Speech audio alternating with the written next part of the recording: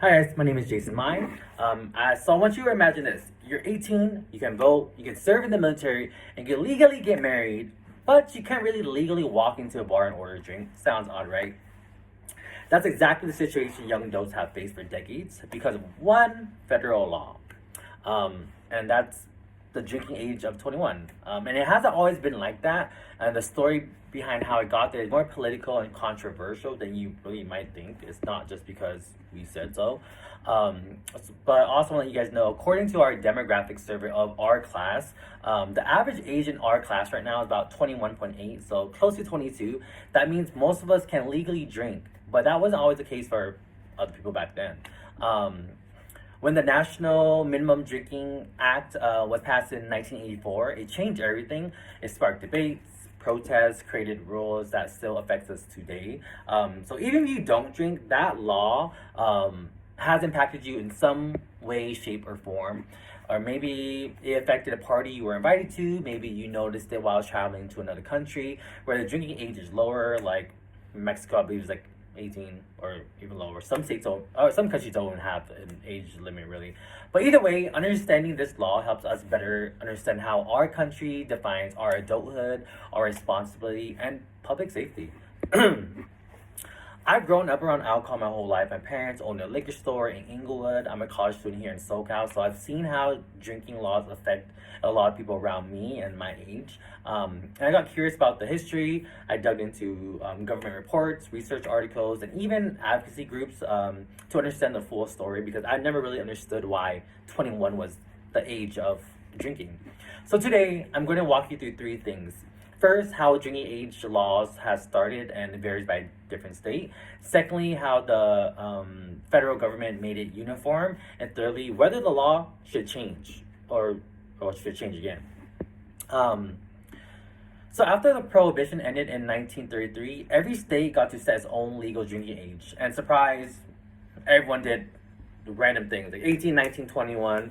Then came 1970s when the voting age was lowered to 18 through the 26th Amendment. And a lot of other states followed suit and lowered the drinking age too, because if you could vote at 18, you could drink at 18.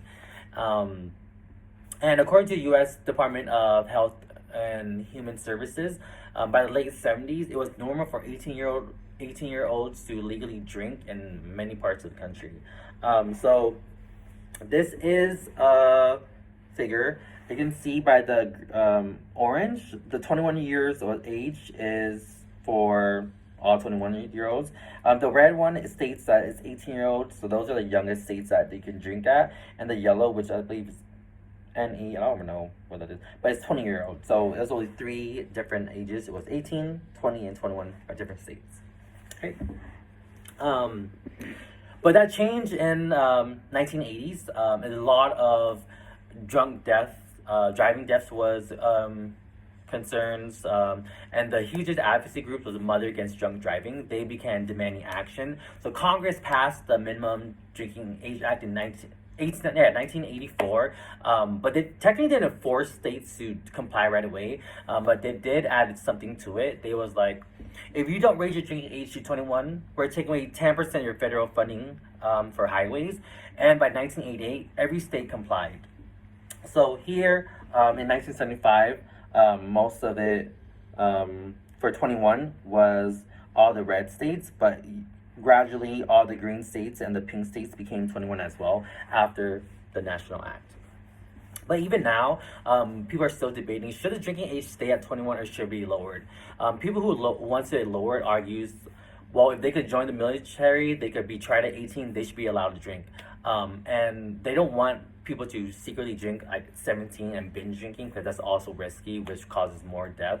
But on the flip side, groups like National Institute of Alcohol Abuse and Alcoholism says that raising the drinking age has saved so many lives. And we do have right here. So you see from 1975 to 88, 16,513 people were saved, and it only gradually increases by how many people were saved throughout the years. So to recap, first we talk about how drinking age started off in a different state. Then we talk about how the federal government used funding to push for age across 21, so the high wave 10%. And finally, we explore the argument about whether the law should change or not. The drinking age is more than just alcohol. It reflects what our society has been through, what it means to be an adult, what freedom we're trusted with, and how we balance ourselves and public safety by being 21 and of age to drink. So next time when someone complains about not being able to drink at 18, you all know exactly why, and that's the conversation that will be started by you and this speech. So thank you for listening.